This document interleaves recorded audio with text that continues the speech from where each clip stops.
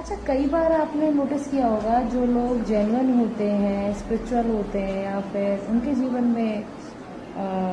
कहीं ना कहीं भगवान की तरफ आकर्षण और होता है और वो शायद किसी के बारे में बुरा चाहते भी नहीं, हो सकता वो रिवेंज में बिलीव भी नहीं करते हो।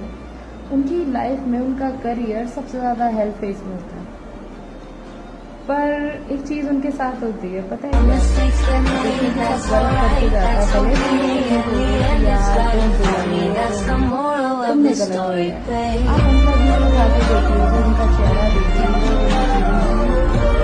परिस्थितियाँ देखिए, और भले उस व्यक्ति का जो भी उसके साथ गलत होता है, फिर भी इस बात में दोषी होता है